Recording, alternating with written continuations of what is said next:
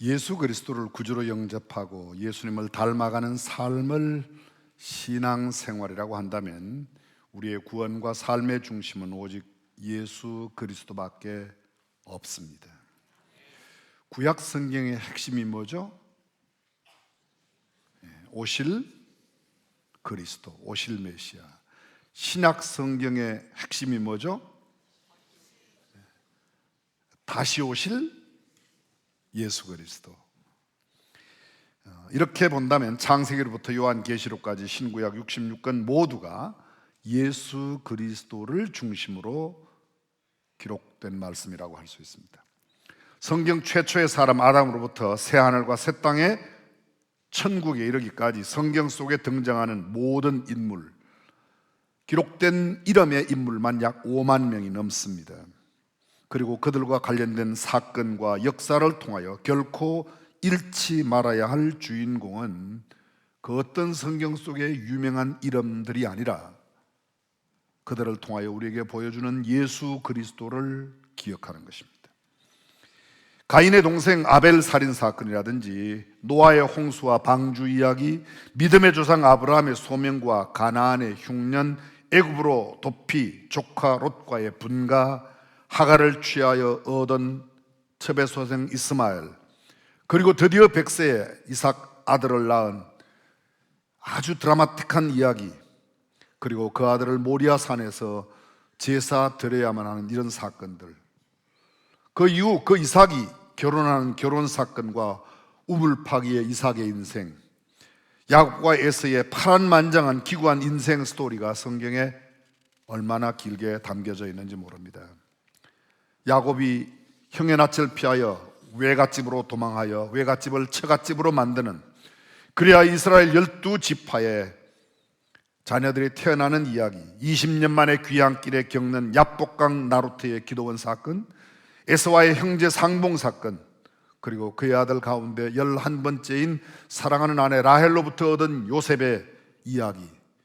요셉은 정말 꿈과 드라마 같은 그런 이야기로 전생애가 꾸려져 있습니다. 12형제 가운데 미움받았던 그 아우, 아버지의 어머니의 사랑을 가장 크게 받았지만 형제들에게는 미움을 받았던 그가 결국은 형들에게 팔려 애굽의 시위대장 보디발의 집에 노예 생활을 하다가 또 누명을 쓰고 억울한 옥살이, 이른바 죄수의 몸이 되죠. 그러나 그 죄수 가운데 그가 극적인 꿈 해몽을 통해서 애굽의 총리가 되는 인생 대역전 드라마를 만들어냅니다. 마지막 죽음의 순간에까지 본향 가나안을 그리워하면서 그의 후손들에게 너희가 이 땅을 떠날 때 하나님께서 반드시 우리 자손들을 돌아볼 터인데 떠날 때에 내 해골을 이곳에 두지 말고 가나안 땅으로 가지고 가라고 하는 유언을 남깁니다. 이스라엘 백성들의 400년간의 애굽에 비참했던 노예 생활, 그들을 가나안으로 인도하기 위해 하나님께서 보내신 모세의 출생과 유아 시절의 색다른 삶의 체험, 40년 바로의 궁중 생활을 끝내고 결국은 애굽 사람을 쳐 죽임으로 미디안 광야에 가서 장인 이드로의 양무리를 치면서 호렙산 기슭에서 떨기나무 불꽃 가운데 하나님의 부르심을 받을 때까지의 기나긴 세월, 그리고 나이 80세에 그곳에 하나님의 부름을 받고 이스라엘 백성들을 구출하기 위하여 영도자가 되어 400년 동안 종살이하던 그 이스라엘 백성들을 인도해내는 구원의 드라마, 그리고 40년 광야 생활 끝에 가나안 땅에 들어가지 못한 채 너보산 꼭대기에서 하나님의 부르심을 받고 떠난 모세의 이야기, 얼마나 대단합니까? 그러나 여러분, 성경의 주인공은 모세가 아니라 그 모세를 통하여 보여주시는 예수 그리스도입니다. 사랑하는 성도 여러분, 주옥같이 보배롭고 은혜로운 에녹, 무두셀라, 노아의 이야기, 아브라함, 이삭, 야곱, 요셉, 그리고 그들 주변에 있는 모든 주연급 조연들의 이야기와 세속사의 영웅들의 전기가 다른 점이 무엇입니까? 한마디로 간단하게 말하면 성경 속에 나오는 성경의 인물과 세상 속에 빛나는 위대한 인물의 가장 극적인 대조의 차이점이 무엇이냐 말이에요. 현격한 대조점, 독특한 특이점이 도대체 무엇입니까? 세속사의 위인들, 그들은 가난을 이겨낸 사람들입니다. 위기를 이겨낸 사람, 난관을 극복한 사람, 역경을 탈출하여 위대한 승리를 만든 사람, 그리고 남들은 보통 사람이 정복하지 못한 땅을 정복한 정복의 이야기, 무서운 질병을 이겨낸 투병의 이야기, 연구의 업적 결과로 위대한 사람들이 받는 소위 세상에 깜짝 놀라게 하는 큰 상을 받은 사람들의 이야기. 여러분이 잘 아시는 대로 이번에 채식주의자 작가 한강이 노벨상을 받은 것, 저는 한국 사람으로서 굉장히 큰 긍지와 자부심이 느낍니다. 한편 그 소설의 내용 속에 담겨진 내용이 지금 왈가왈부되고 있다는 데서는 언급을 잠깐 미루겠습니다. 위인 자신들의 노력과 실력, 그들의 인품, 그들의 능력, 그들의 공로, 세상에도 얼마나 많은 위대한, 우리가 본받아야 한, 본받고 싶어하는 사람들이 많은지 모릅니다. 근데 그들과 성경 속에 나오는 인물, 그들의 차이가 뭐죠? 성경 속에 나오는 사람들은 자신을 드러내는 사람이 아니라 자신을 통하여 예수 그리스도를 나타내고 예수 그리스도를 보여주고, 아멘 해도 화 안 낼게요. 아멘. 그게 차이예요. 세상의 위대한 인물들은 예수님을 나타내는 사람들이 아니에요. 근데 성경 속의 사람들은 모두가 주님을 나타냅니다. 믿음의 산맥에 두드러지게 높은 봉우리를 통하여 그들의 신앙적인 사고, 그들의 언어, 행동 하나하나를 깨닫고 배우고 익히는 것, 그것은 어쩌면 신앙생활에 매우 중요한 과정입니다. 비록 자신에게 해로울지라도, 손해가 되고 곤경에 처한다 할지라도, 아니 죽음에 처하여 초계같이 사라진다 하더라도 하나님의 영광과 예수 그리스도를 나타내는 일이라면 기꺼이 그 길을 걸어갔던 사람들의 이야기, 그게 성경 속에 나오는 사람들의 이야기입니다. 여호수아를 통하여 예수 그리스도를 바라보아야 합니다. 여러 명의 사사들과 사무엘, 사울, 다윗, 솔로몬, 유다의 역대 왕들을 통하여 그들의 위대함을 넘어서 그들의 위대함을 통하여 보여주는 우리 주님 예수 그리스도를 볼 수 있어야 합니다. 하나님께서 보내셔서 예언하며 하나님의 역사를 이루었던 선지자들을 통하여 보여주시고 깨우쳐 주시는 예수 그리스도를 바로 믿고 바로 알고 바로 배워야 하는 것, 그것이 우리 신앙인들이 가져야 할 태도입니다. 욥이 인생의 가장 고난 가운데 모든 재산을 다 잃어버리고 10남매의 자손마저 잃어버린 그 뒤에 그 시련과 역경 가운데 그가 보여주는 하나님을 향한 신앙의 마음, 시편 기자들의 인생 희로애락의 시와 산문들, 잠언에서 보여주는 솔로몬의 지혜로운 속담과 격언이 증언하는 것은 예수 그리스도입니다. 전도서에서 깊이 깨우쳐주는 것, 인생의 허무함이 아니라 인생 철학 속에 인생을 직접 운행하시고 통치하시고 다스리시는 우리 주님을 볼 수 있어야 합니다. 아가서는 뭐죠? 사랑 이야기죠. 아가서가 보여주는 인생 최대의 사랑의 이야기를 통해서 예수 그리스도의 위대한 사랑을 우리는 깨달을 수 있어야 합니다. 그 이외에도 구약의 수많은 선자들, 대선지서 5권 가운데 4명의 선자가 있습니다. 소선지자 12명이 각기 12권, 이 16명이 보여주는 것은 그들의 위대함이 아닙니다. 그들 모두가 다 한결같이 예수님이 누구인가를 보여줍니다. 오직 예수, 그 한 분만이 하나님의 말씀의 핵심이요 중심이요 유일한 주제입니다. 예수 없는 모든 사건은 사고입니다. 예수 없는 모든 사역은 헛수고입니다. 예수 없는 정치, 경제, 문화, 교육, 예술, 철학, 그 모든 것들이 다 허업이요. 우리 정치의 선배 JP께서 정치는 허업이다, 경제는 실업이다. 근데 제가 볼 때는 정치는 허업임과 동시에 잃어버릴 실자 실업이에요. 별로 얻는 게 없습니다.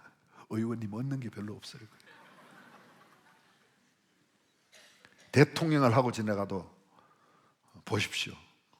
대통령 있다가 왜 그 나라에서 세운 학교 가시는 분들 보았죠? 그 학교 몰라요? 네, 그 학교 가요. 사복음서의 주인공이 누구입니까? 아니 이쯤 되면 여러분들이 그냥 다 알잖아요. 뭐를 대답하면 오늘은 맞는가 다 알잖아요. 그죠? 마태, 마가, 누가 요한복음의 핵심이 누구죠? 그래요. 아주 쉬워요. 예수 그리스도의 출생으로부터 부활 승천하심까지 예수 그리스도의 행적, 말씀, 가르침, 교훈, 기적, 사역, 이 모든 것들을 기록하고 있는 성경책. 그럼 예수 그리스도를 강조하는 겁니다. 바울 서신과 일반 서신의 내용이 무엇입니까? 예수 그리스도. 신약의 마지막 책 요한계시록이면 예수 그리스도로 말미암는 새하늘과 새 땅, 베드로, 야고보, 유다서의 중심 예수 그리스도. 성경 66권 모두가 다 알파와 오메가까지 모두 예수님입니다. 위대한 성경 속의 영웅들을 가슴 깊이 새기며 머릿속에 잊혀지지 않도록 기억해야 하는 것은 그들 자신, 성경 속에 기록된 인물들의 위대함과 인품과 그들의 노력, 그들의 성품이 아니라 예수 그리스도가 우리의 가슴 속에, 우리의 머릿속에, 우리의 영혼 속에, 우리의 피 속에 남아 있어야 될 줄로 믿습니다. 이스라엘 역사와 역대 왕들과 선지자들, 제사장들의 업적을 세세히 안다는 것은 매우 중요하고 복된 일입니다. 그러나 그보다 더 중요한 것은 그들을 통하여 보여주시는 예수님을 우리 안에 모시지 못한다면 우리는 또 헛된 공부를 하는 겁니다. 성경을 구구절절 줄줄이 암송하며 폭넓은 성경 지식과 전문적인 신학, 이를테면 조직신학으로부터 주경, 역사, 실전, 목회, 성경, 상담 모든 수백 개의 과목이 신학교 내에 있는데 그 모든 과목에 다 만점을 받았다 해도 내 안에 예수 그리스도가 없다면 나는 지금 헛된 일을 하고 있는 겁니다. 그래서 호세아는 이렇게 말합니다. 힘써 여호와를 알자. 바울은 이렇게 말합니다. 내 주 예수 그리스도를 아는 지식이 가장 고상함을 인하여 내가 모든 것을 다 해로 여기고 배설물로 여겼다고. 성경을 있는 그대로 읽어보겠습니다. 내가 8일 만에 할례를 받고 이스라엘의 족속이요 베냐민의 지파요 히브리인 중에 히브리인이요 율법으로는 바리새인이요 열심으로는 교회를 핍박하고 율법의 의로는 흠이 없는 자로라. 그가 다 자랑하는 것들입니다. 그러나 무엇이든지 내게 유익하던 것을 내가 그리스도를 위하여 다 해로 여길 뿐더러 또한 모든 것을 해로 여기면 내 주 그리스도 예수를 아는 지식이 가장 고상함을 인합니다. 내 출신의 배경, 내 뼈대에 있는 왕손의 가문, 성별된 하나님의 백성으로서의 그의 삶, 선택된 이스라엘 민족, 율법의 의로서 흠이 없는 모습, 율법을 가장 잘 지키는 바리새인으로서의 자신의 신분. 그러나 이 모든 것, 당시 입법, 사법, 행정 3권을 모두 가지고 있었던 산헤드린 공회의 이런 2명 가운데 1명이었습니다. 그런데 이 모든 것을 다 뭐로요? 배설물로, 옛날 구약성경에는 똥같이 버렸다고 되어 있습니다. 내가 그리스도와 그의 부활의 권능과 그 고난의 참여함을 알려하여 그의 죽으심을 본받아 어찌하든지 죽은 자 가운데서 부활에 이르려 하노니 내가 이미 얻었다 함도 아니요 온전히 이루었다 함도 아니라 오직 내가 그리스도 예수께 잡힌 바 된 그것을 잡으려고 쫓아가노라. 바울은 이렇게 말합니다. 인생사 모든 백문일답 예수 그리스도, 세상의 유일한 구세주 예수 그리스도, 우리의 영원한 생명 예수 그리스도, 우리의 영원한 소망 예수 그리스도, 아멘 해도 괜찮다. 참 신기해요, 그죠? 예수 그리스도로 충만한 저와 여러분들이 되시기를 주님의 이름으로 축원합니다. 사랑하는 성도 여러분, 예수 그리스도의 전생의 가장 두드러진 특징이 무엇일까요? 예수님의 오심에 대한 예언, 성령으로 감동된 성경책에 예수님이 오시기 700년 전에 이사야를 통해서 예언했습니다. 예수님의 잉태에 대한 신비가 성경 속에 기록되어 있습니다. 예수님의 일생의 모든 과정에서 중요한 순간순간마다, 아니 일생 전체에 가장 뚜렷하게 보여주고 있는 성경의 내용이 무엇인지 혹시 아십니까? 예수 그리스도의 죽으심과 부활하심, 장차 있을 예수 그리스도의 재림에까지도 뗄래야 뗄 수 없는 핵심적인 중요한 내용이 하나가 있습니다. 그게 무엇인지 아십니까? 그게 바로 이것입니다. 예수 그리스도는 성령으로 잉태되었다는 거예요. 여러분, 아담 이후로 역사에 있었던 모든 사람들이 다 남자 여자 사이에 태어났어요. 그런데 유일하게 예수 그리스도만 남자 아닌 성령으로 잉태되어, 이것을 믿는 게 신앙이에요. 이 대목에 아멘이 안 나오는 사람들은 아직 예배당 회원은 됐는데 예수 믿는 진짜 사람은 아니에요.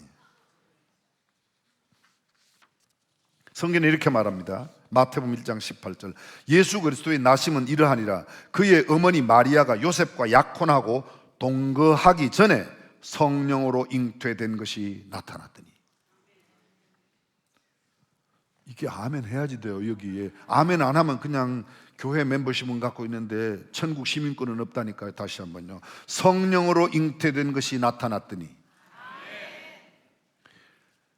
이걸 안 믿으면서 아멘 한 사람은 아니에요. 아멘 해도 안 돼요. 근데 지금 믿어야 돼요.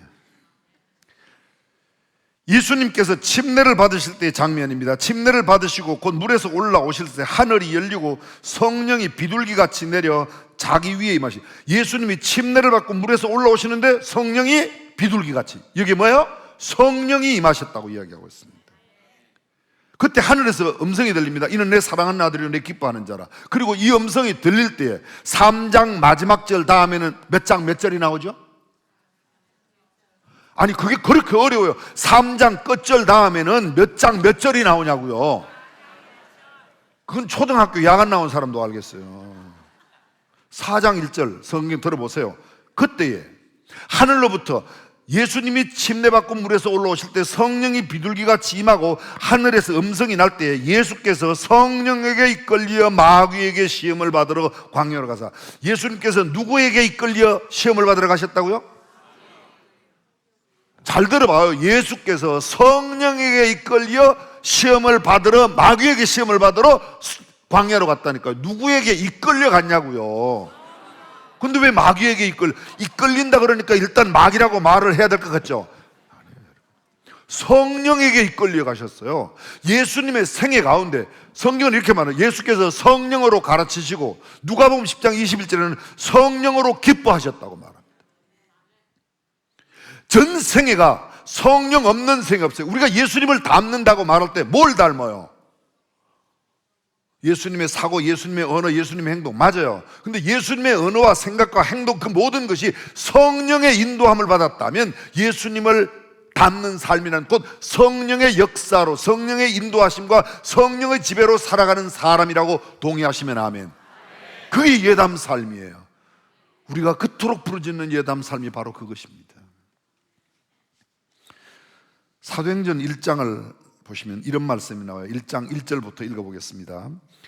데오빌로요, 내가 먼저 쓴 거래는, 이게 사도행전을 누가 쓰는가 하면 누가가 써요. 누구에게 쓰는가 하면 데오빌로에게 씁니다.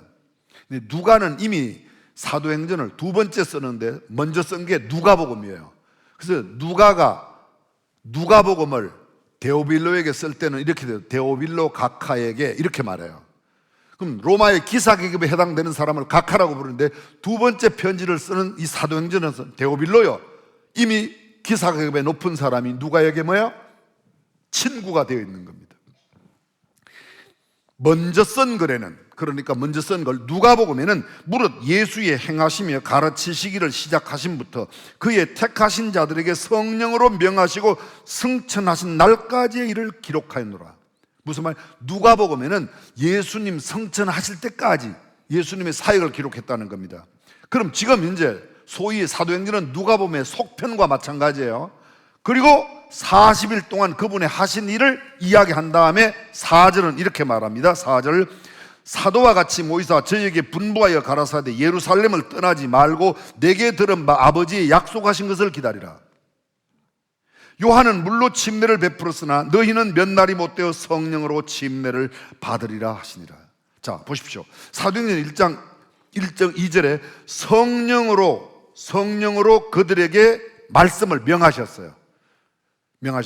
그 명령이, 그 말씀하신 내용이 뭔가 하면 예루살렘을 떠나지 말고 아버지의 약속하신 것을 기다리라. 너희는 몇 날 있으면 성령 받을 거야. 요 말씀이, 아버지의 약속하신 것이라는 말씀이 누가복음, 그러니까 사도행전 속편 이전에 누가복음 마지막 장 24장 49절, 48절 49절입니다. 너희는 이 모든 일의 증인이라. 볼지어다 내가 내 아버지의 약속하신 것을 너희에게 보내리니 너희는 위로부터 능력을 입히올 때까지 이 성에 유하라. 위로부터 능력이 입히올 때까지 이 성에 유해라. 아버지의 약속하신 것, 그것이 위로부터 능력으로 임하는데 그것을 기다리라. 그리고 사도행전은 뭐라고 그래요? 성령을 받기까지 이 예루살렘을 떠나지 말고, 이 성에 유하라는 말이 이 예루살렘을 떠나지 말고라는 말로 나오고 성령을 받을 때까지, 그 말을 전에는 뭐라고? 아버지의 약속하신 것이라고. 그리고 그 성령이 너희에게 임하시면, 8절입니다. 오직 성령이 너희에게 임하시면 너희가 권능을 받고 예루살렘과 온 유대와 사마리아와 땅끝까지 이르는 내 증인이다. 사도행전의 내용이 무엇입니까? 초대교회 탄생과 초대교회 모습, 초대교회 생활, 초대교회 전도, 선교의 역사를 기록한 신약의 역사서입니다. 사도행전은 다른 말로 성령행전이라고 그래요. 그러니까 성령이 없는 사도행전은 생각할 수가 없습니다. 예수님께서 성령으로 제자들에게 명하사 예루살렘을 떠나지 말고 성령이 오실 때까지, 성령이 능력이 받을 때까지 이곳에 유하라, 머물러 있어라, 떠나지 말아라. 그리고 성령이 임하면 너희가 권능을 받아 땅끝까지 이르러 증인이 된다. 좀 쉽게 말씀드릴게요. 성령 받기 전에는 나갈 생각하지 마라. 사람들이 그렇게 생각해요. 예배당에 나와서, 그렇게 예배당에 나와서 일단 예배당에 나왔으니까 예배당 회원은 됐어요. 그러니까 착하게 살고 선하게 살고 좋은 일하고 막 남들 돕는 일하고 내가 가진 거 나누고 베풀고 섬기고, 그게 나쁜 거 아니에요. 근데 그거는 아직 아니에요. 성령이 내게 임하여 성령의 역사로 이루어지는 것이 아니면 내가 그렇게 하는 모든 것들이 다 뭐예요? 허업이에요. 잘 들어보세요, 여러분. 우리처럼 예배당에 안 나오는 사람도, 쉬운 말로 예수 안 믿는 사람도요, 우리보다 더 많이 나누고 더 많이 베풀고 더 선한 일 많이 하고 더 좋은 일 많이 하는 사람 있어요, 없어요? 그럼 그 사람들이 더 위대하죠. 그 사람들이 더 천국 가야 될 거 아닙니까? 근데 천국의 기준은 내가 얼마나 착하게 살고 나누고 베풀고 섬기고 네가 얼마나 사람들에게 칭송하냐, 그게 아니라는 거예요. 예수 그리스도를 구주와 주님으로 영접하고 성령의 능력을 따라 살아가는 사람이 참된 진실한 그리스도인이라는 겁니다. 위로부터 능력을 입혀올 때까지 이성에 요하라. 예루살렘을 떠나지 말라는, 아버지의 약속하신 성령을 기다려 몇 날이 못되어 성령을, 그리고 그 성령이 임할 때 성령의 능력으로만 가능하다는 겁니다. 성령의 능력으로 하지 않는 모든 것이 뭐라고요? 허업이라는 겁니다. 헛된 것이라는 거예요. 초대교회 사역의 원동력이 무엇입니까? 초대교회 전도 선교의 근원된 힘이 무엇입니까? 성령님의 능력, 성령님. 내 지혜, 내 머리, 내 노력, 내가 본 것, 내 눈치, 내 계산이 아닙니다. 내 생각으로 살아가는 게 아니라는 거야. 여러분, 일반적으로 세상에 나가면 우리보다도 훨씬 더 선하게 착하게 살아가는 사람들이 많이 있어요. 사람들이 예수 믿어 복 받는다고 할 때, 그 사람 예수 믿어갖고 이번에 아파트 큰 거 샀대, 땅도 많이 샀대. 여러분, 예수 안 믿는 사람도 우리보다 땅 더 많이 가지고 더 좋은 집에 사는 사람들이 얼마나 많은데요. 그럼 그 사람들은 더 큰 복 받았네요. 안 믿어서? 그렇게 말하지 마세요. 그 사람 예수 믿고 아들이 잘 됐다. 여러분, 예수 안 믿는 애도 하버드대 잘 가더라고요. 그렇게 말하는 게 아니에요. 그분은 예수 믿어 참 하나님의 자녀가 되고 천국을 기업으로 받는 하나님의 자녀가 되었다. 아멘. 그 차예요. 오히려 예수를 믿어 더 가난하고 더 어렵고 더 힘들게 사는 사람도 얼마나 많은지 모릅니다. 그 착한 일, 좋은 일을 거의 하지 못한 채 찌질이 공상맞는 삶으로 살아가는 사람도 예수 믿는 사람 가운데 수없이 많이 있어요. 이것이 성경이 말하고 있는 차이입니다. 성경은 이렇게 말합니다. 성령 충만으로 성령님의 권능과 능력으로 하는 이 일이 그리스도인들의 삶이 되어야 한다고 말합니다. 사도행전 2장 오순절 날에 일어났던 일이 뭡니까? 성령이 강림했습니다. 그들이 성령 충만했습니다. 성령이 말하게 하심을 따라 그들의 언어가, 그래서 성령님의 기이한 소동의 역사가 일어났습니다. 성령의 역사로 하나님의 큰 일, 여기 하나님의 큰 일은 예수 그리스도의 십자가의 죽으심과 부활하심입니다. 그것을 이야기하기 시작했습니다. 성령으로 자녀들이 예언하고 청년들이 환상을 보고 늙은이가 꿈을 꿉니다. 기사와 징조와 표적이 성령의 능력으로 나타났습니다. 성령이 충만했던 베드로가 한 번 설교했더니 3,000명이 예수 믿고 돌아왔습니다. 성령님의 역사로 초대교회 성도들이 아름답고 복된 삶을 누리기 시작했습니다. 능동적인 배우고 싶은 열망이 생겨 가르침이 생겨났습니다. 떡을 떼고 교제하고 기도에 전혀 힘썼습니다. 거룩한 두려움이 있었고 경외심, 기사와 표적이 그들 가운데 나타났습니다. 나눔과 섬김, 재산이 있는 자도 많이 가진 자도 가난한 자들에게 그냥 나누어 주었다고 말하고 있습니다. 모이기를 힘썼습니다. 집에서 떡을 떼며 교제했습니다. 찬미하고 찬양했습니다. 기쁨과 즐거움으로 충만했습니다. 온 백성에게 칭송을 받아 믿는 자의 수가 날마다 되어갔습니다. 그리고 사도행전 3장에 보면 이 성령 충만한 베드로가 기도시간, 제9시 기도시간에 성전을 오다가 날 때부터 안전병이 된 40년 된 장애인을 내게 구하는, 네가 구하는 은과 금은 내게 없지만 내게 있는 것으로 내게 주노니 곧 나사렛 예수 그리스도의 이름으로 일어나 걸으라. 그가 일어나 뛰기도 하며 걷기도 하고 성전에 들어가며 하나님을 찬양했다고 하는 기록이 성경에 있습니다. 이게 성령의 역사인 줄로 믿습니다. 그런데 사도행전 4장에 보면 그들이 큰 박해를 받아요. 공회 앞에 끌려갑니다. 죄송합니다, 제 표현으로 널씬하게 얻어 터졌습니다. 다시는 예수 이름으로 말하지 말라. 그때 베드로와 그 사도들이 뭐라고 그래요? 백성의 장로들아, 그리고 관원들아, 내 말 좀 들어봐. 우리가 너희 말 듣는 게 옳겠냐, 하나님의 말씀 듣는 게 옳겠냐? 우리는 우리가 보고 들은 바를 말하지 아니할 수 없노라. 그들이 기탄 없이 말함을 보고 저 본래 학문 없는 저 사람이 어떻게 저렇게 말을 잘하는가. 그때부터 예수 믿는 사람들은 말쟁이로 평가되었습니다.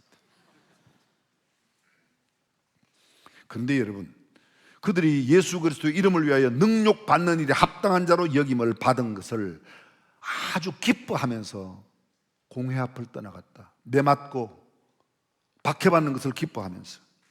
사도행전 5장에는 성령을 속인 아나니아와 삽비라가 죽게 되는 역사는, 사도행전 6장 성령과 지혜가 충만한 사람이 7 집사로 뽑혀지는 이야기입니다. 7장 그 7 집사 가운데 스데반의 말씀 선포와 순교가 있습니다. 성령 충만함이 굉장히 좋은 것이지만 동시에 늘 따라다니는 게 뭐예요? 박해와 핍박과 오해와 감옥과 매맞음과 여러 가지 고난이 따라온다는 겁니다. 예수 믿는 일이 굉장히 영광스러운 일이에요. 근데 예수 믿는 그 일로 인해서 핍박과 박해가 항상 따라오는 겁니다. 그래서 예수를 믿는다는 것은 박해받을 각오를 하는 거야. 가난하게 살, 핍박받을 결심을 하는 거예요. 이 대목에 별로 아멘을 안 하시는 것은 예수 믿고 집만 넓히고 땅만 사고 아파트, 그런 사람들은 잘못 오셨어요. 그게 예수 믿는 안에 있어요. 집도 있고 아파트도 있고 땅도 있고 부유함도 있고 건강도 있고 자녀들 잘 되는 것도 있어요. 그런데 뭐도 있어요? 핍박도 있고 박해도 있고 역경도 있고 환난도 있고 어려움도 있고 때로는 죽음을 당하는 것도 있다는 거예요. 그게 성경이에요, 여러분. 예수 그리스도를 박해하던 사울의 박해가 9장에 나타납니다. 8장은 빌립 집사가 사마리아에 가서 복음 선교해요. 그리고 드디어 13장 오늘 본문 안디옥 교회 이야기가 나옵니다. 안디옥 교회 이야기 13장 성경을 다시 한번 볼까요? 1절 안디옥 교회에 선지자들과 교사들이 있으니 곧 바나와 니게르라는 시몬과 구레네 사람 루기오와 분봉왕 헤롯의 젖동생 마나엘과 및 사울이라 주를 섬겨 금식할 때에 성령이 이르시되 내가 불러 시키는 일을 위하여 바나바와 사울을. 여기 잘 보십시오. 안디옥 교회 내에 여러 사람들이 있어요. 바나바가 있고 니게르, 지난번에 말씀드렸어요. 니그로 흑인이에요. 구레네 사람 루기오, 이 구레네 사람 아프리카 사람이에요. 역시 흑인이에요. 분봉왕 헤롯의 젖동생, 분봉왕 왕인데 나라를 떼어줬습니다. 헤롯 대왕의 같은 집안 사람인데 나라를 떼줘서 왕, 그 왕의 젖동생, 왕과 함께 젖을 먹고 자라난 동생입니다. 그 사람도 나와요. 마나엔과 및 사울이라.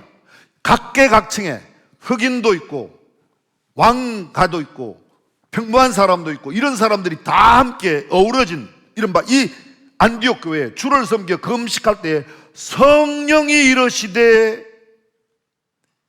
내가 시키는 일을 위해서 가라. 이 선교사 파송입니다. 누가 시켜요?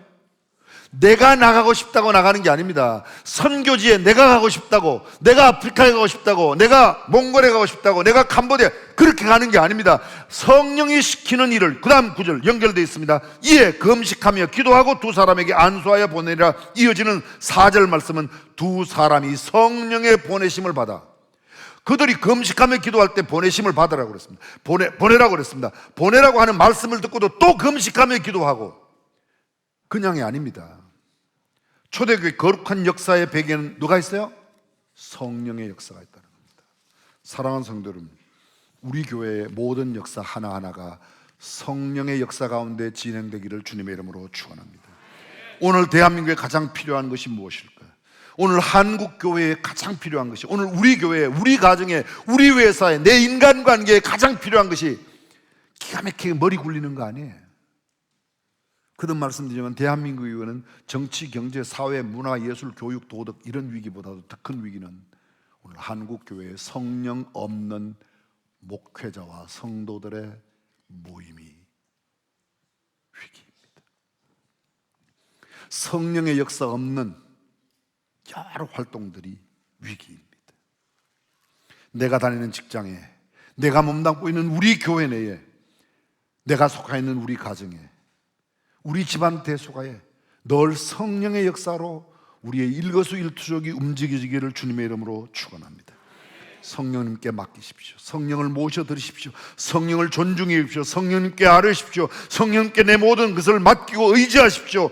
교회의 기관과 부서 큰일 작은 일 모든 일, 가정과 일터의 사사건건 모든 순간순간에 내 계획과 도모를 주님께 맡고 성령님을 의지하면 그분께서 이루어 주실 줄로 믿습니다.